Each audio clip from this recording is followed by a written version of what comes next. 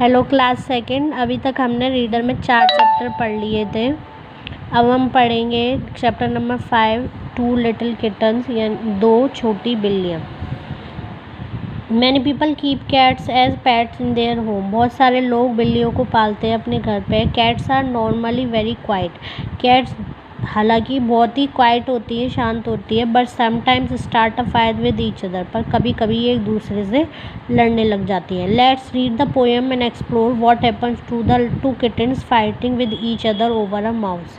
ये जो पोएम है उसमें हम पढ़ेंगे कि कैसे 2 बिल्लियाँ एक दूसरे से लड़ रही थी एक माउस के लिए। 2 little kittens one stormy night. बहुत ही तूफान की रात थी। 2 छोटी बिल्लियाँ थी। बिगेन टू क्वेरल मतलब झगड़ना शुरू हो गई, उनमें लड़ाई शुरू हो गई। एंड देन टू फाइट, और फिर वो लड़ने लग गई। One had a mouse the other had none. एक के पास चूहा था, दूसरे के पास नहीं था। And that's the way the quarrel began, और यही वजह थी उनके बीच झगड़ा शुरू होने की। I will have that mouse said the bigger cat.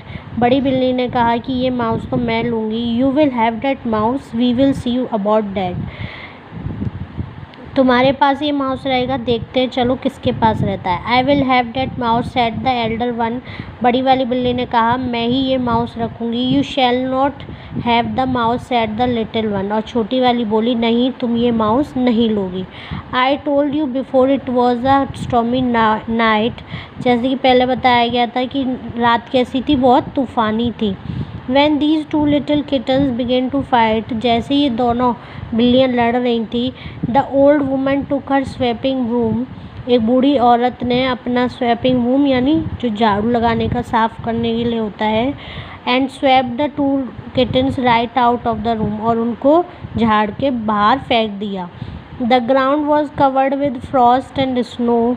बाहर निकलते ही देखा तो पूरा की पूरी ज़मीन कैसी हो रही थी, बर्फ़ से ढकी हुई थी। And the 2 little kittens had nowhere to go, और उनके पास कोई और जगह नहीं थी कहीं जाने के लिए। So they let them down on the mat at the door.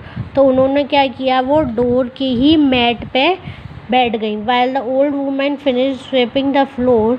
जब उसने अपने ओल्ड वुमेन ने फ्लोर की सफाई पूरी कर ली। Then they crept in as quite as mouse. तो वो तुरंत दोनों बिल्लियाँ भागकर अंदर चली गई और बिल्कुल चुपचाप जैसे माउस बैठा था उसी की तरह बैठ गई। All wet with the snow and cold as ice. और वो बिल्कुल गीली हो चुकी थी बर्फ़ में और काफ़ी ठंड लग रही थी।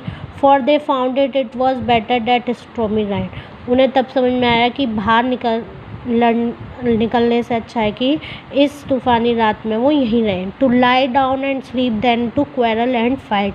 और बजाय के लड़ने के, झगड़ने के, हम यहाँ पे चुपचाप सो जाएं।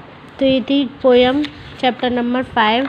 इसके वर्ड मीनिंग मैं आपको भेज रही हूँ, ये इंग्लिश रीडर की कॉपी में कर लीजिएगा। Thank you.